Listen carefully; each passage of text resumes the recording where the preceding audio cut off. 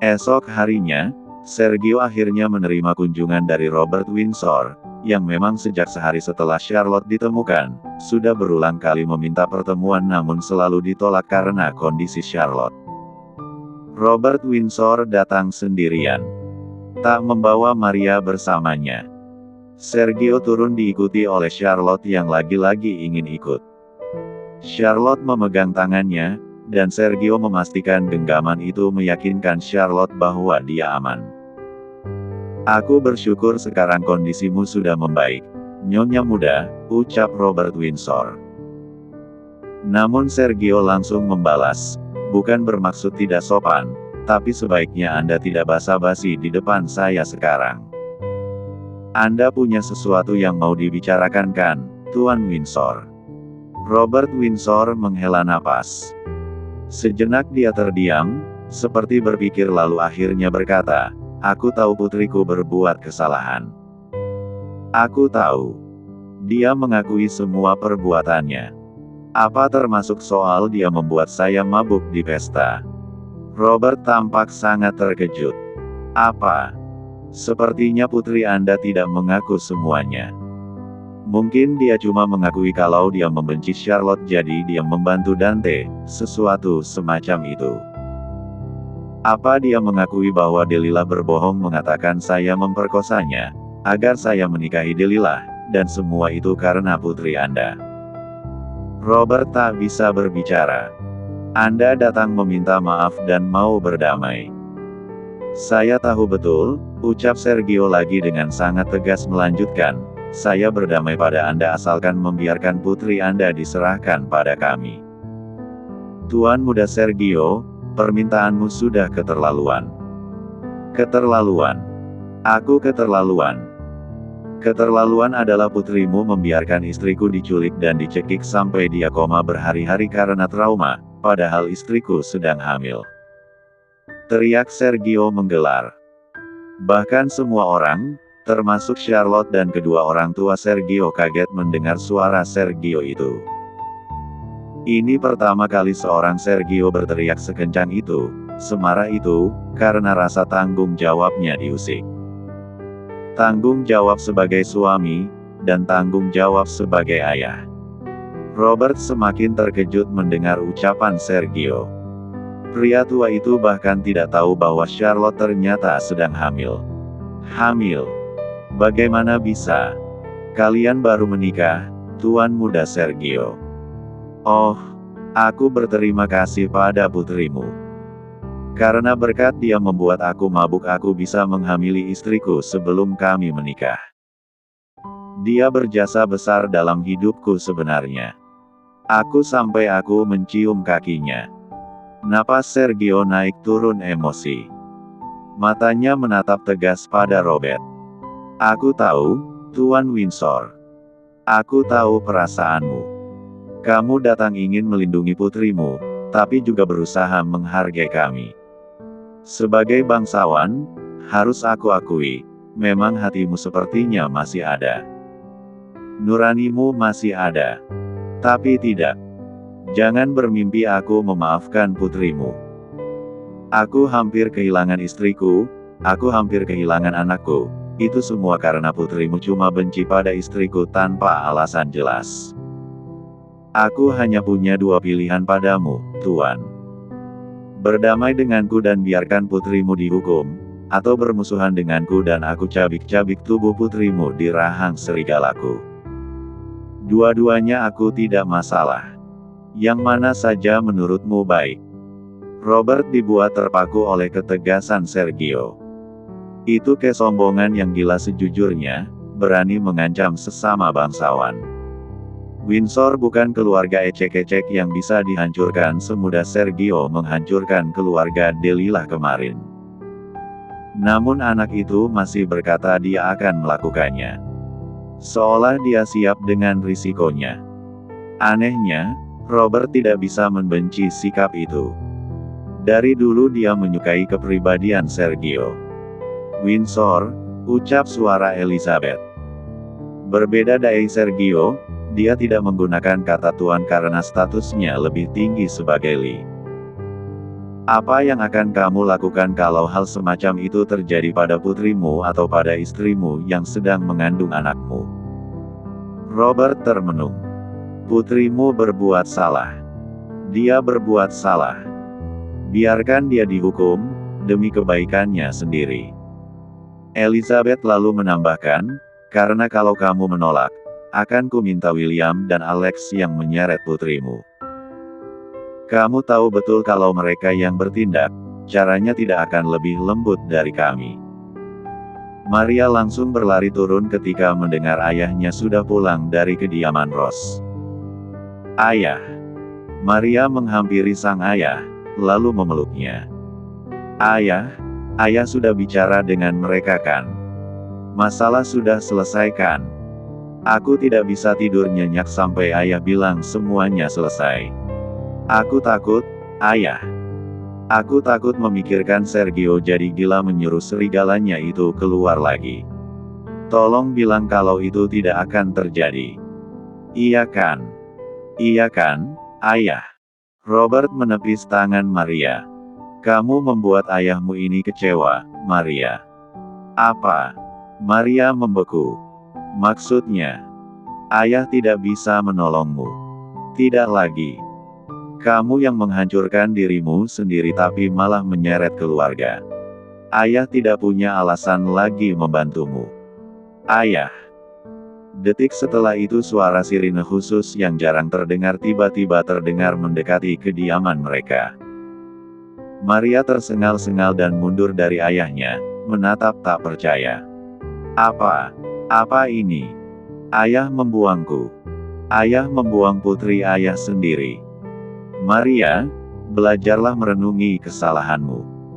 Seharusnya kamu tahu Windsor dan Ross punya hubungan pertemanan dan bisnis yang erat.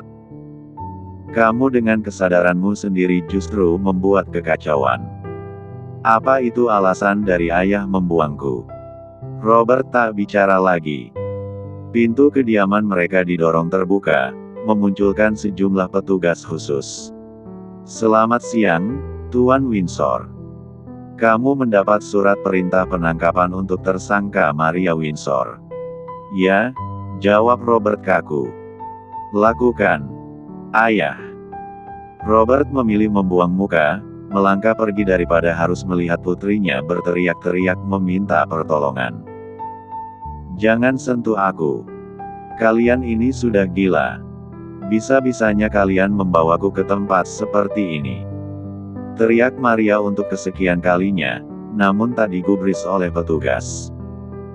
Mereka terus menggiring Maria menuju ke penjara bawah tanah, tempat yang bisa dibilang salah satu yang paling menakutkan di penjara ini.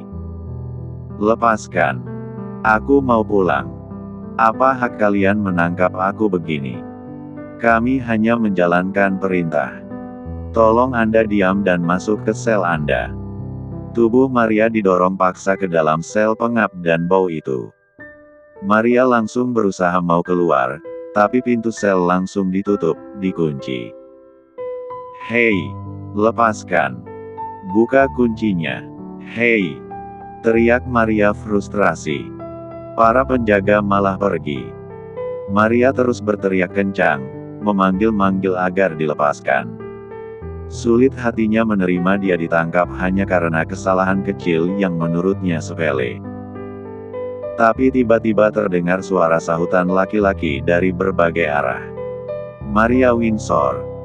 Hahaha, kamu masuk penjara, sayang. Maria menahan napas. Suara itu dari salah satu sel lain yang tak terlihat karena gelap. Namun dia kenal suaranya. Suara dari mantan pacarnya saat SMA. Wah, aku baru tahu bangsawan wanita bisa masuk penjara juga, timpal yang lain. Chris, dia mantan pacarmu. Kalau begitu nanti ajak aku juga memakainya. Hahaha, dia longgar, bro. Berisik. Maria menutup telinganya. Mulai terisak ketakutan. Keluarkan aku dari sini. Keluarkan aku. Tiba-tiba terdengar suara langkah kaki. Lampu penerangan penjara mendadak dinyalakan. Maria memegang jeruji besi, berharap besar itu ayahnya yang mendadak menyesal sudah membuang Maria. Namun saat melihat siapa itu, Maria mengepal tangannya.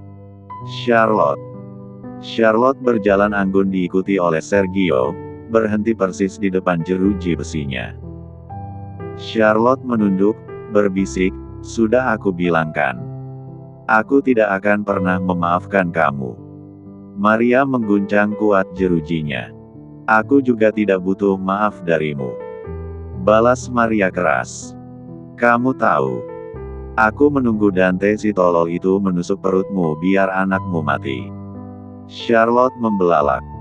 "Jadi kamu tahu aku hamil?" "Hah? Jelas aku tahu. Aku tahu malam itu Sergio menidurimu, bodoh. Awalnya aku berniat membuat dia mabuk biar dia tidak membantumu saat kamu diperkosa oleh Dante. Tapi Dante memang dari dulu tidak berguna." Charlotte menyambar tangan Maria di jeruji itu, meremas sampai kukunya tertancap. "Dasar SINFING!" teriaknya penuh emosi.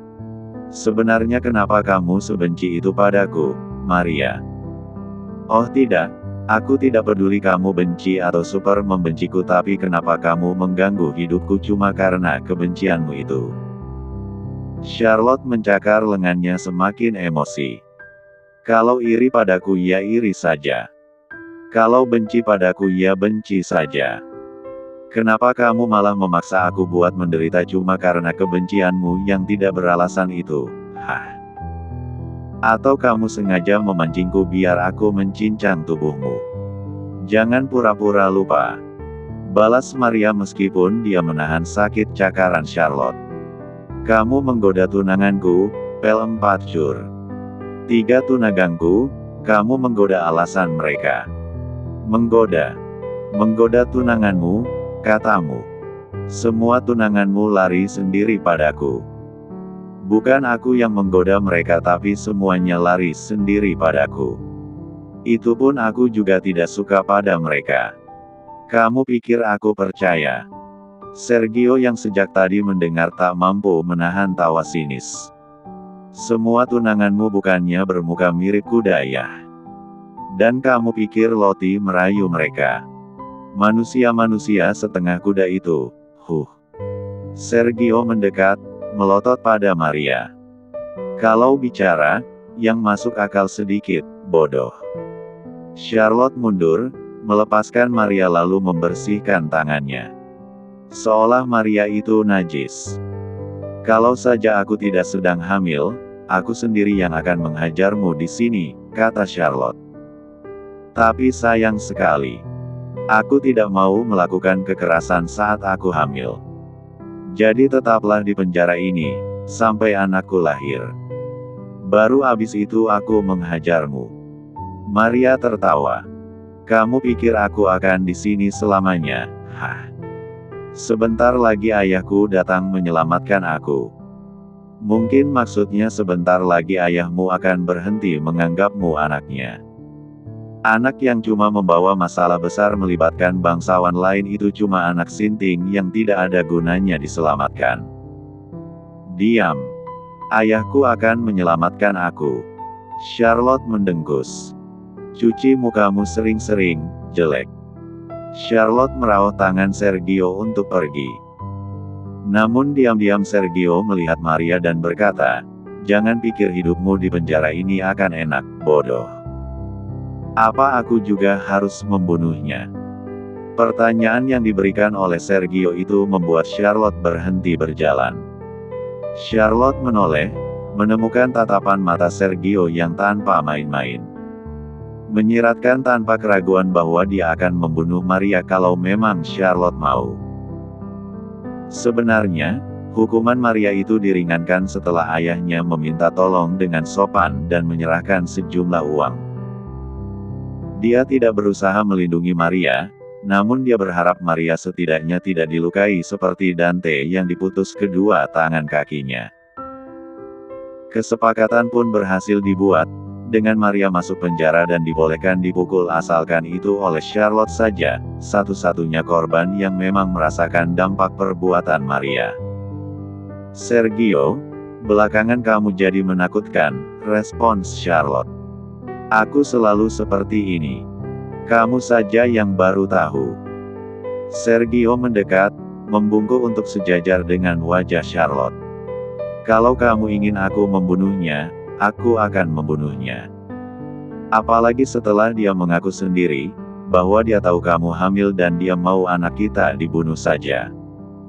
Charlotte berpikir sejenak. Sepertinya memang tidak ada salahnya melakukan itu. Bagaimanapun, kalau Sergio membunuh Maria, itu akan jadi pesan sangat tegas bahwa Rose sudah bukan keluarga yang bisa diremehkan. Kekejaman Algerio yang sempat surut setelah berganti nama sudah kembali. Bangsawan itu seperti mafia di film-film. Semakin menakutkan mereka, semakin tidak ada yang mau mengusik. Seperti Lee. Siapa yang berani pada Lee? Bahkan raja yang sekarang cuma dijadikan boneka oleh mereka. Tapi, aku menyukaimu yang baik. Sergio tertegun. Aku menyukaimu yang manis. Kadang-kadang memang sebaiknya jadi kejam, tapi tidak harus selalu. Bangsawan wanita yang masuk ke penjara itu sudah aib seumur hidup. Kalau nanti Maria keluar pun, dia pasti akan lari keluar dari distrik bangsawan. Dan tidak ada yang mau berteman dengannya lagi. Tentu saja, dia akan aku pukul juga nanti. Tetaplah jadi baik juga. Kalau terlalu kejam, aku takut malah kamu menyakiti aku. Sergio perlahan mengulas senyum usil. Jadi artinya ubananku ini sudah suka padaku. Charlotte tersentak. Seketika itu dia memalingkan wajah. Tidak. Maksudku tuh suka. Suka yang suka saja, suka sesama manusia. Bukan suka yang cinta. Sergio memicing. Jadi maksudnya kamu tidak mencintai aku. Aku mencintai diriku sendiri. Charlotte berjalan pergi, meninggalkan Sergio. Sergio yang ditinggal pergi semakin memicing tajam, memandangi punggung Charlotte. Rambut pirang itu bergoyang-goyang seiring dari langkahnya yang cepat.